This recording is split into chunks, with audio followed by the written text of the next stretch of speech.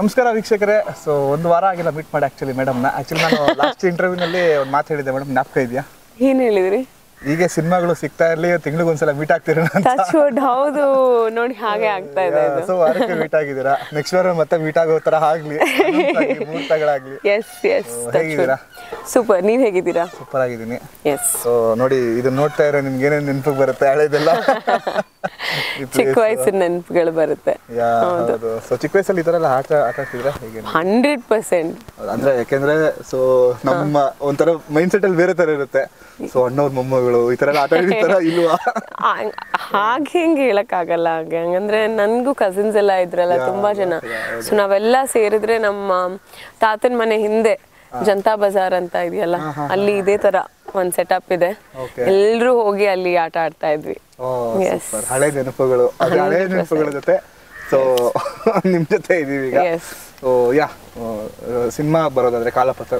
So ನೀವು ಇದುವರೆಗೂ doctor, nurse, ಈಗ ಟೀಚರ್ ಆಗ್ತಾ ಇದ್ದೀರಾ. So congratulations. ಅದೇ ಅಲ್ವಾ ನಮ್ಮ ಆಕ್ಟರ್ಸ್ಗೆ ಒಂದು ಲಕ್ಕಿ ಅಂದ್ರೆ ಏನಂದ್ರೆ, ಕ್ಯಾಮ್ರಾ ಥ್ರೂ ದ ಲೆನ್ಸ್ ನಾವು ಎಷ್ಟೋ ಲೈಫ್ಗಳನ್ನ ಲೀಡ್ ಮಾಡ್ಬೋದು. ಅಂದ್ರೆ ಟೀಚರ್ ಆಗ್ಬೇಕಾ, ಟೀಚರ್ ಆಗ್ಬೋದು. ಡಾಕ್ಟರ್ ಆಗ್ಬೇಕಾ, ಡಾಕ್ಟರ್ ಆಗ್ಬೋದು. ನರ್ಸ್ ಆಗ್ಬೇಕಾ, ನರ್ಸ್ ಆಗ್ಬೋದು. ಸೈಂಟಿಸ್ಟ್ ಆಗ್ಬೋದು. ಸೈಂಟಿಸ್ಟ್ ಆಗ್ಬೋದು. Next scientist. ಅಂಡ್ ನೀವು ಆಕ್ಚುಲಿ ಲಂಗಾದವಣಿಯಲ್ಲಿ ತುಂಬಾ ಚೆನ್ನಾಗಿ ಕಾಣ್ತೀರಾ. Thank you, so sweet. Thank you. So ಈ ಸಿನಿಮಾದಲ್ಲಿ ಥ್ರೋಟ್ ಅದೇ ತರ ಇರ್ತೀರಾ? ಹೌದು, ಫುಲ್ ಲುಕ್ಕೇ ಆಗಿದೆ. ಅಂದ್ರೆ ಅವರು ಡಿ ಗ್ಲಾಮ್ ಲುಕ್ ಕೊಟ್ಟಿದ್ದಾರೆ ನನಗೆ ಈ ಸಿನಿಮಾದಲ್ಲಿ. ಒಂದು ಡ್ರೈ ಪ್ರದೇಶ, ಅಂದ್ರೆ ಒಂದು ಏನಂತಾರೆ ಅದನ್ನ, ನೀರಿಲ್ದೇ ಇರುವಂತ ಜಾಗ. ನೀರಿಲ್ದೇ ಇರುವಂತ ಜಾಗದಲ್ಲಿ ನಾವು ಒಂದು ಲ್ಯಾಂಡ್ಸ್ಕೇಪ್ ತೋರಿಸಿರೋದು. ಹಾಗಾಗಿ ನಮ್ಮ ಕಲರ್ ಸ್ಕೀಮ್ ಇರಲಿ, ಔಟ್ಫಿಟ್ಸ್ ಆಗಲಿ, ಇನ್ಫ್ಯಾಕ್ಟ್ ವಿಕಿ ಅವರು ಬೇಕಂತ ಅಯರ್ನ್ ಎಲ್ಲ ಮಾಡಬೇಡಿ, ಇನ್ನೂ ಮುದ್ರಬಿಟ್ಟು ಕೊಡಿ ಅವ್ರಿಗೆ ಅಂತ ಹೇಳೋರು. ಯಾಕಂದ್ರೆ ಆ ಒಂದು ಲುಕ್ ಅವ್ರಿಗೆ ಬೇಕಿತ್ತು. ಸೊ ಒಂದು ಒಳ್ಳೆ ಎಕ್ಸ್ಪೀರಿಯನ್ಸ್ ನನಗೆ. ತುಂಬಾ ಸಿಕ್ಕಾಪಟ್ಟೆ ಧೂಳು ಇರೋ ಪ್ರದೇಶ, ಸಿಕ್ಕಾಪಟ್ಟೆ ಸೆನ್ಸಿಟಿವ್ ಬೇರೆ. ಹೌದು. ಹೆಂಗ್ ಮಾಡಿದ್ರಿ ಅಷ್ಟು ದಿನ ಶೂಟಿಂಗ್? ಎಸ್, ನಿಮ್ಗೆ ಹೆಂಗ್ ಗೊತ್ತು ನಾನು ಸೆನ್ಸಿಟಿವ್ ಅಂತಾನೆ? ಆಕ್ಚುಲಿ ಇಲ್ಲ, ನನಗೆ I am very prone to allergies. So ತುಂಬಾ ಅಲರ್ಜೀಸ್ ಇದೆ ನನಗೆ. ಸೊ ಅಲ್ಲಿ ಆದ್ರೆ ನನಗೆ ಆ ಥರ ಏನು ಪ್ರಾಬ್ಲಮ್ ಆಗಲಿಲ್ಲ. ಅಂದರೆ ಅಲ್ಲಿ ಒಂದು 3-4 ದಿವಸ ಹಿಂದೆನೇ ಹೋಗ್ಬಿಟ್ಟು ಊರಲ್ಲಿ ಎಲ್ಲ ಆ ಜನರ ಜೊತೆಗೆ ಓಡಾಡೋದು, ಸೀರೆ ಹಾಕೊಂಡು ಹೋಗಿದ್ದೆ. ನನಗೆ ಕಷ್ಟ ಆಗಬಾರ್ದು ಶೂಟಿಂಗ್ ಟೈಮ್ನಲ್ಲಿ ಅಂತ. ಸೊ ನನಗೆ ಅದು ಅಭ್ಯಾಸ ಆಗೋಯ್ತು. ನನಗೆ ತುಂಬ ಇಷ್ಟ ಆಗಿರೋ ಜಾಗ ಅದು ಜೈನಾಪುರ್. ನಿಜವಾಗ್ಲೂ ನನಗೇನೋ ಒಂದು ಕನೆಕ್ಷನ್ ಫಾರ್ಮ್ ಆಗಿದೆ ಅಲ್ಲಿ ಜನರ ಜೊತೆ. ಪ್ರತಿದಿನ ಅವ್ರು ನನಗೆ ಚಟ್ನಿ ಪುಡಿ ಮಾಡಿಕೊಡೋರು, ಊಟ ಕೊಡೋರು. And it was just very beautiful. ಅಂದರೆ ಬೆಂಗಳೂರಲ್ಲಿ ಪಿಜ್ಜಾ, ಬರ್ಗರ್ಗಳು, ಬರೀ ತಿಂಡಿಗಳು ತಿಂತ ಒಂದು ಲೈಫ್ ಲೀಡ್ ಮಾಡ್ತಿದ್ರೆ, ಈ ತರ ಹಳ್ಳಿಗೆ ಹೋದಾಗ ಸೊ ಅಲ್ಲಿನ ಫುಡ್ಗಳು ತಿನ್ನೋದು, ಮುದ್ದೆ ಎಲ್ಲ ಅಲ್ಲೆಲ್ಲ? ಮುದ್ದೆನ ಇಲ್ಲೂ ತಿಂತೀನಿ. ಇನ್ಫ್ಯಾಕ್ಟ್ ಇಲ್ಲಿ ನಾ ಪಿಜ್ಜಾ ಬರ್ಗರ್ ತಿನ್ನೋದು ಕಮ್ಮಿ. ನನಗೆ ನಾಟಿ ಸ್ಟೈಲ್ ಅಂದ್ರೆ ತುಂಬಾ ಇಷ್ಟ. ಸೊ ನಾನು ದಿನಾ ಬಿರಿಯಾನಿ ಕೊಟ್ಟರು ದಿನಾ ಬಿರಿಯಾನಿ ತಿಂತೀನಿ. ಎಸ್. ಅಂದ್ರೆ ಈಗ ಹಳ್ಳಿ ಬ್ಯಾಕ್ ಡ್ರಾಪ್ ಕಂಪ್ಲೀಟ್ ಆಗಿರೋದ್ರಿಂದ ನಿಮ್ಮ ಸ್ಟೋರಿ ಅಂಡ್ ನಿಮ್ಮ ಒಂದು ಕಥೆ ಏನಂತಾರೆ, ನಿಮ್ಮ ಲೈನ್ ಬಗ್ಗೆ ಇದುವರೆಗೂ ಏನು ಹೇಳಿಲ್ಲ. ಅಷ್ಟೇ ಕಾನ್ಫಿಡೆನ್ಸ್ ಆಗಿ. ಸೊ ನನ್ನ ಪಾತ್ರದ ಹೆಸರು ಗಂಗಾ ಅಂತ. ಅವಳು ಹಳ್ಳಿಲಿ ಮಕ್ಕಳಿಗೆ ಸ್ಕೂಲಲ್ಲಿ ಹೇಳ್ಕೊಡ್ತಾ ಇರ್ತಾಳೆ, ಟೀಚರ್ ಆಗಿರ್ತಾಳೆ. ವಿಕ್ಕಿ ಅವರ ಪಾತ್ರ ಶಂಕರ ಅಂತ. ಸೊ ಶಂಕರ ಮತ್ತೆ ಗಂಗಾ ಮೊದಲಿಂದಾನು ಅಂದ್ರೆ ಒಬ್ರನ್ನೊಬ್ರನ್ನ ಪ್ರೀತಿ ಮಾಡ್ತಾ ಇರ್ತಾರೆ. ಅದು ಬ್ಯಾಕ್ ಸ್ಟೋರಿ ಒಂದ್ ಸ್ವಲ್ಪ ಫ್ಲಾಶ್ ಬ್ಯಾಕ್ ತರ ಒಂದು ಸಾಂಗ್ ಅಲ್ಲೋ ಏನೋ ಬರುತ್ತೆ. But that is not the focus. ಈ ಸಿನಿಮಾದಲ್ಲಿ ಫೋಕಸ್ ಬಂದ್ಬಿಟ್ಟು ನಮ್ಮ ಲವ್ ಸ್ಟೋರಿ ಅಲ್ಲ, ನನ್ನ ಟೀಚಿಂಗ್ ಸ್ಟೋರಿ ಅಲ್ಲ, ಅವರ ಒಂದು ಆರ್ಮಿ ಬ್ಯಾಕ್ ಗ್ರೌಂಡ್ ಅಲ್ಲ. ಕಥೆನೇ ಬೇರೆ ಇದೆ. And that is the main story. ಇದೊಂದು ಲೀಡ್ ಕೊಡೋ ತರ ಇದೆಲ್ಲ ಆಡೆಡ್ ಪಾಯಿಂಟ್ಸ್ ಅಷ್ಟೇ. ಬ್ಯಾಕ್ ಗ್ರೌಂಡ್ ಅಲ್ಲಿ ನಡೀತಾ ಇರುವಂತ ಫ್ಯಾಕ್ಟರ್ಸು. ಕಥೆನೇ ಬೇರೆ ಇದೆ. ಅದು ಒಂದು ಪ್ರತಿಮೆ.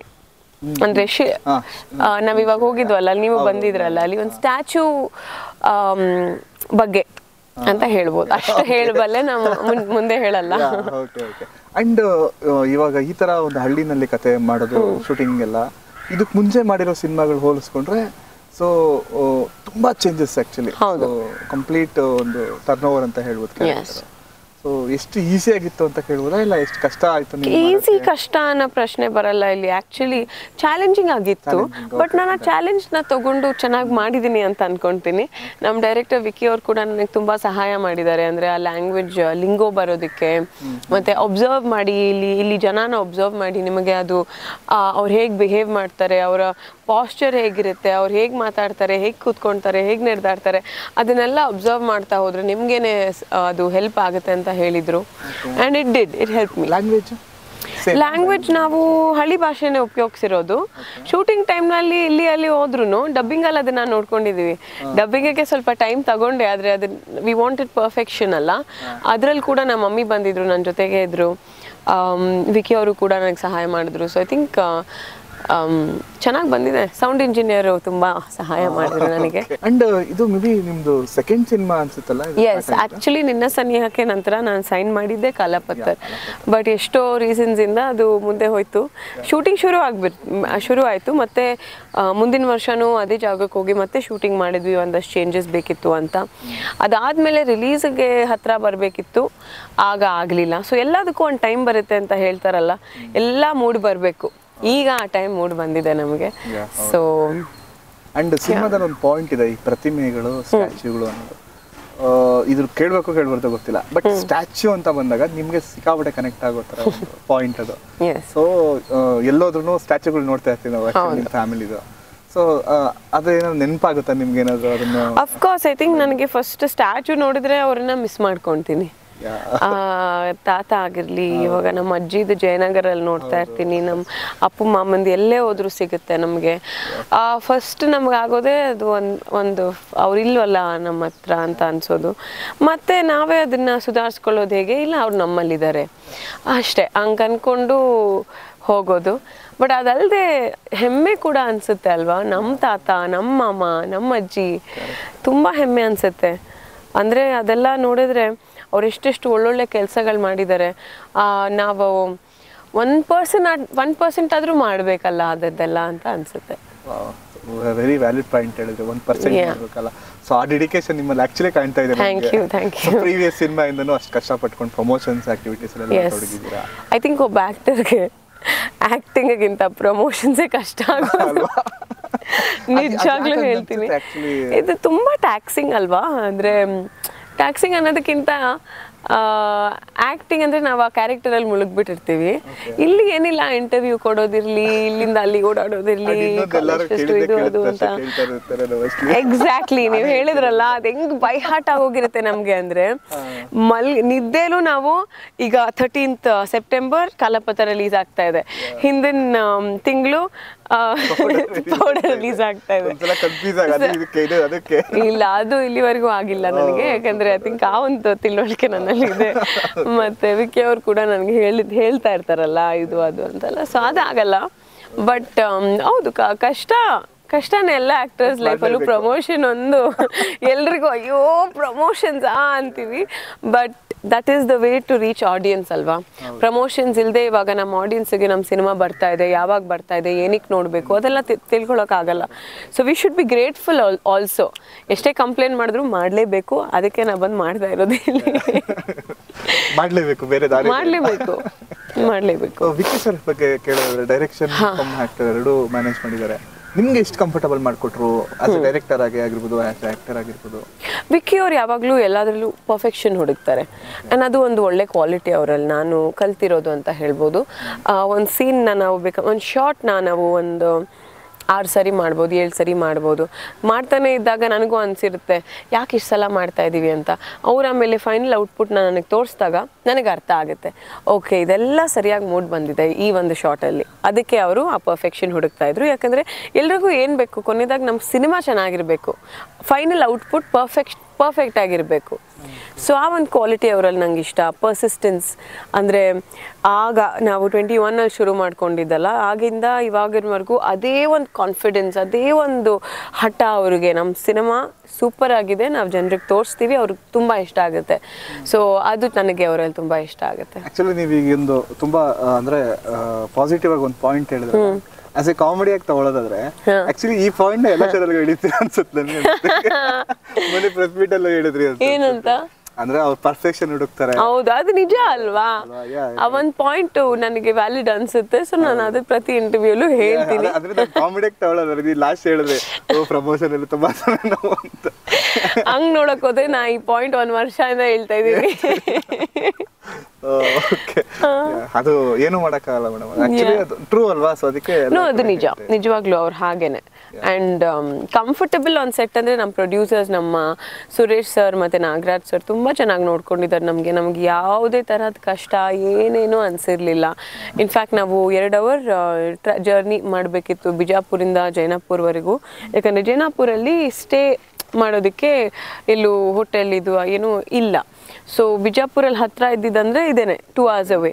ಸೊ ದಿನ ಬೆಳಿಗ್ಗೆ ಅಲ್ಲಿಂದ ಇಲ್ಲಿಂದ ಅಲ್ಲಿ ಅವರೆಲ್ಲ ನಮಗೆ ಸರಿಗೆ ಸೆಟಪ್ ಮಾಡ್ಕೊಟ್ಟಿದ್ರು. ಅಂಡ್ ಏನು ಕಂಪ್ಲೇಂಟ್ಸ್ ಇರಲಿಲ್ಲ. ಬಟ್ ನಿಮ್ದು ಕಾಶ್ಮೀರಲ್ಲಿ ಶೂಟಿಂಗ್ ಇಲ್ಲ ಅಲ್ವಾ? ಇಲ್ಲ, ಕಾಶ್ಮೀರ್ ಮತ್ತೆ ರಾಜಸ್ಥಾನಲ್ಲಿ ನಂದು ಪೋರ್ಷನ್ ಇರಲಿಲ್ಲ. ನೀವು ಅಲ್ಲೋಗ್ಬಿಟ್ಟಿದ್ರೆ ಇನ್ನೂ ಸೆನ್ಸಿಟಿವ್ ಜಾಸ್ತಿ. ಇಲ್ಲ, ಅಲ್ಲೋಗೇನೆ ಆರಾಮಾಗಿರ್ತಿದ್ದೆ. ಕಾಶ್ಮೀರಲ್ಲಿ ಆರಾಮಾಗಿರ್ತಿದ್ದೆ. ನಾನು ಹುಟ್ಟಿರೋದು ಡಿಸೆಂಬರ್ ಅಲ್ಲಿ, ನನಗೆ ಚಳಿದು ಪ್ರಾಬ್ಲಮ್ ಇಲ್ಲ. I'm a December baby. ಇನ್ನು ಅಮ್ಮ ಬಗ್ಗೆ ಕೇಳಬೇಕು ನಾನು. ಆಕ್ಚುಲಿ ಸಿಕ್ಕಾಪಟ್ಟೆ ಸಪೋರ್ಟ್ ಮಾಡ್ತಿದ್ದಾರೆ. ಹೌದು, ಎಲ್ಲಾದ್ರೂ ಅವ್ರು ಇರ್ತಾರೆ ಜೊತೆಲಿ. ಸೊ ಎಷ್ಟು ನೆನೆಸ್ಕೊಂತೀರಾ ಅಂದ್ರೆ ಅವ್ರ ಜೊತೆ ಇದ್ರೆ ಒಂಥರ ಬಲ ಇದ್ದಂಗೆ ನಿಮ್ಗೆ. ಇವಾಗ ಈ ಮೊಬೈಲ್ ಫೋನ್ಗೆ ಒಂದು ಚಾರ್ಜರ್ ಇರಲ್ವಾ, ಹಂಗೆ ನಮ್ಮ ಮಮ್ಮಿ ನನಗೆ. ನಾನು ಮೊಬೈಲ್ ಫೋನು, ಚಾರ್ಜರ್ ನಮ್ಮ ಮಮ್ಮಿ.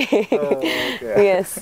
ಸೊ ಅವರಿಲ್ಲದೆ ನಾನು ಇವತ್ತು ಆ್ಯಕ್ಟರ್ ಆಗ್ತಾ ಇರಲಿಲ್ಲ, ಇಷ್ಟು ಸಿನಿಮಾಗಳಲ್ಲಿ ಮಾಡೋಕ್ಕೆ ಸಾಧ್ಯನೇ ಆಗ್ತಾ ಇರಲಿಲ್ಲ. ಅವ್ರು ನನ್ನ ಜೊತೆಗೆ ಪ್ರತಿ ಹೆಜ್ಜೆಲೂ ಇರ್ತಾರೆ. ಅಂದರೆ ಸೆಟ್ಟಿಗೆ ಬರೋದಿರಲಿ, ಸೆಲೆಕ್ಷನ್ ಇರಲಿ, ಸ್ಕ್ರಿಪ್ಟ್ಸ್ದು ಎಲ್ಲಾದ್ರಲ್ಲೂ, ನನಗೆ ಸೆಟ್ಟಲ್ಲಿ ಡೈಲಾಗ್ಸ್ ಎಕ್ಸ್ಚೇಂಜ್ ಮಾಡೋದಿರಲಿ, ಎಲ್ಲದರಲ್ಲೂ ಸಹಾಯ ಮಾಡ್ತಾರೆ. ಸೊ ಶಿ ಈಸ್ ನನಗೆ ಶಕ್ತಿ ಕೊಡೋದೇ ಅವರು. ಇನ್ನು ಫೈನಲಿ, ಸೊ ನೀವು ಟೀಚರ್ ಆಗಿದ್ದಿದ್ರೆ ನಿಮ್ಮ ಲೈಫಲ್ಲಿ ಸೊ ಹೆಂಗಿರ್ತಿದ್ರು, ನಿಮ್ಮ ಲೈಫ್ ಹೆಂಗಿರ್ತಿತ್ತು? ಯಾಕಂದ್ರೆ ಜಸ್ಟ್ ಇಮ್ಯಾಜಿನೇಷನ್, ರಿಯಲ್ ಲೈಫಲ್ಲೇ ನೀವು ಟೀಚರ್ ಐ ಥಿಂಕ್ ನಾನು ಸ್ಟೂಡೆಂಟ್ ಆಗಿರೋದೇ ಬೆಟರ್. ಯಾಕಂದ್ರೆ ನನಗೆ ಸ್ವಲ್ಪ ಶಾರ್ಟ್ ಟೆಂಪರ್ಡ್ ಅಂತ ಹೇಳಲ್ಲ, but I'm quick to temper, ಬೇಗ ಬಂದ್ಬಿಡುತ್ತೆ. ಆ್ಯಂಡ್ ಆ ಟೀಚರ್ಗೆ ಒಂದು ಪೇಷನ್ಸ್ ಅನ್ನೋದಿರಬೇಕು. ಯಾಕಂದ್ರೆ ಸ್ಟೂಡೆಂಟ್ಸ್ ಸ್ವಲ್ಪ ಇರಿಟೇಟ್ ಮಾಡ್ತಾರೆ ಟೀಚರ್ಸ್ನ. ನಾನು ಆ ಒಂದು ಸ್ಟೂಡೆಂಟ್ ಆಗಿದ್ದೆ, ನಾ ತುಂಬಾನೇ ಇರಿಟೇಟ್ ಮಾಡ್ತಾ ಇದ್ದೆ ಟೀಚರ್ಸ್ನ. ಸೊ ನನಗೆ ನಂತರ ಒಬ್ಬ ಸ್ಟೂಡೆಂಟ್ ಸಿಕ್ಬಿಟ್ರೆ ಅಂತೂ ಚಾನ್ಸೇ ಇಲ್ಲ. ಬಟ್ ಸೆಟ್ಟಲ್ಲೂ ತುಂಬ ಪೇಷನ್ಸ್ ಬೇಕು. ಓಕೆ, ಆದರೆ ಸೆಟ್ಟಲ್ಲಿ ಒಬ್ರು ಸ್ಟೂಡೆಂಟ್ ಥರ ಯಾರು ಇರಿಟೇಟ್ ಮಾಡ್ತಾ ಇರಲ್ಲ, ಆ ಥರ ಒಂದು ಅಟ್ಮಾಸ್ಫಿಯರ್ ಇರಲ್ಲ. ಸೆಟ್ಟಲ್ಲಿ ಏನು ನಮ್ಮ ಕೆಲಸ ಮಾಡ್ತಾ ಇದ್ದೀವಿ ನಾವು ಅಷ್ಟೇ. ಆದರೆ ಟೀಚರ್ಗೆ ತುಂಬ ಪೇಷನ್ಸ್ ಬೇಕು. ಚಿಕ್ಕ ಮಕ್ಳಿಗೆ ಎಸ್ಪೆಷಲಿ ಚಿಕ್ಕ ಮಕ್ಳಿಗೆ ಹೇಳ್ಕೊಡ್ಬೇಕಾದ್ರೆ ಆ ಒಂದು ಕ್ವಾಲಿಟಿ ನನ್ನಲ್ಲಿ ಬಹುಶಃ ಇಲ್ಲ. ಅದಕ್ಕೆ ನಾನು ಟೀಚರ್ ಆಗಿಲ್ಲ. ಸೊ ಫೈನಲಿ ಕಾಲಪತ್ರ ಬಗ್ಗೆ ಏನ್ ಹೇಳ್ತೀರಾ? ಅಂಡ್ ನಮ್ಮ ಮಾತಿನಂತೆ ನೆಕ್ಸ್ಟ್ ಮಂತ್ ಇನ್ನೊಂದು ಸಿನಿಮಾ ಬರ್ಲಿ. ಈಗ ಚೌಕಿದಾರ್ ಸಿನಿಮಾ ನಡೀತಾ ಇದೆ. ನಾನು ಚಂದ್ರಶೇಖರ್ ಬಂಡ್ಯಪ್ಪ ಅವರು ಡೈರೆಕ್ಟ್ ಮಾಡ್ತಾ ಇದ್ದಾರೆ, ಪೃಥ್ವಿ ಅಂಬಾರ್ ಅವರು ನನ್ನ ಆಪೋಸಿಟ್ ಪ್ಲೇ ಮಾಡ್ತಾ ಇದ್ದಾರೆ, ಸಾಯಿ ಕುಮಾರ್ ಸರ್ ಅವರು ಕೂಡ ಇದ್ದಾರೆ ಸಿನಿಮಾದಲ್ಲಿ. ಸೊ ಅದು ಒಂದು ತುಂಬಾನೇ ಹೊಸ ಅನುಭವ. ಅದರಲ್ಲೂ ನನ್ನ ಲುಕ್ಕೇ ಬೇರೆ ಇದೆ, ನಿಮಗೆ ತೋರಿಸ್ತೀನಿ ಆಮೇಲೆ. ಬಟ್ ಅದು ನಡೀತಾ ಇದೆ, ಮುಂದೆ ನೋಡೋಣ, ಹೇಳಕ್ಕಾಗಲ್ಲ. ಕಂಟಿನ್ಯೂಸ್ ಆಗಿ ಬರ್ಲಿ. ಅಂಡ್ ಚೂಡಿದಾರ್ ಸಿನಿಮಾ, ಸಾರಿ ಏನದು ಲಂಗಾದಾವಣಿ ಹಾಕೊಳ್ಳುವಂತ ಸಿನಿಮಾಗಳು ನಿಮ್ಗೆ ಜಾಸ್ತಿ ಸಿಗ್ಲಿ. ತುಂಬಾ ಚೆನ್ನಾಗಿ ಕಾಣ್ತೀರಾ. ಅಯ್ಯೋ, ಅಂದ್ರೆ ಬರೀ ಒಂದ್ ಲುಕ್ಗೆ ಟೈ ಆಗ್ಬಿಡ್ಬಾರ್ದು, ಬೇರೆ ಬೇರೆ ತರ ಟ್ರೈ ಮಾಡ್ತಾ ಇರ್ಬೇಕು. I want to do many ಬೇರೆ ಬೇರೆ ತರ ವಿಭಿನ್ನವಾದ ಪಾತ್ರಗಳನ್ನ ಮಾಡ್ಬೇಕು ಅಂತ ನನ್ನ ಆಸೆ. ಎಸ್, ಒಳ್ಳೆದಾಗ್ಲಿ. Thank you so much. Thank you. Finally so ಕಾಲಪತ್ರ ಇನ್ನೇನು ರಿಲೀಸ್, ಹೌದು, ನೆಕ್ಸ್ಟ್ ಮಂತ್ ರಿಲೀಸ್ ಆಗ್ತಾ ಇದೆ 13th. ಸೊ ಏನು ಹೇಳಕ್ಕೆ ಇಷ್ಟಪಡ್ತೀರಾ? ಸೆಪ್ಟೆಂಬರ್ 13ನೇ ತಾರೀಕು ನಮ್ಮ ಸಿನಿಮಾ ಕಾಲಪತ್ರ ರಿಲೀಸ್ ಆಗ್ತಾ ಇದೆ. ವಿಕ್ಕಿ ವರುಣ್ ಅವರು ಡೈರೆಕ್ಟ್ ಮಾಡಿದ್ದಾರೆ, ನನ್ನ ಕೋ ಆ್ಯಕ್ಟರ್ ಕೂಡ. ಒಂದು ಒಳ್ಳೆ ಕತೆ, ತುಂಬ ಹೊಸ ಒಂದು ಎಕ್ಸ್ಪೀರಿಯನ್ಸ್ ಆಗಿರುತ್ತೆ ನಮ್ಮ ಪ್ರೇಕ್ಷಕರಿಗೆ. ಈಗ ನೀವು ಮತ್ತೊಮ್ಮೆ ಥಿಯೇಟರ್ನಲ್ಲಿ ಕನ್ನಡ ಸಿನಿಮಾಗಳನ್ನ ನೋಡ್ತಾ ಇದ್ದೀರಾ, ಹಾಗೆ ನೋಡ್ತಾ ಇರಿ, ಪ್ರೋತ್ಸಾಹ ಕೊಡಿ, ಕನ್ನಡ ಸಿನಿಮಾನ ಉಳಿಸಿ ಬೆಳೆಸಿ. ಬೇಗ ಮುಗಿಸೋದ್ನಾ ಇಲ್ಲ ಇನ್ನೊಂದು 10 ನಿಮಿಷ ಸಾಕು ಬಿಡಿ. ಇದು ಒಂದ್ಸತಿ ಮಾಡ್ತೀರಾ? ವಿಡಿಯೋ ಮಾಡೋದನ್ನ ಯಾವ್ದಾರ ಒಂದು ಸಾಂಗ್ ಏನಿದೆ ಅದು ಯಾವ್ದು ಐತಲ್ಲ, ಗುರು ಶಿಷ್ಯರದು. ಯಾವುದು ಗುರು ಶಿಷ್ಯರದು? ಅದಲ್ಲ ಇವನೊಬ್ಬ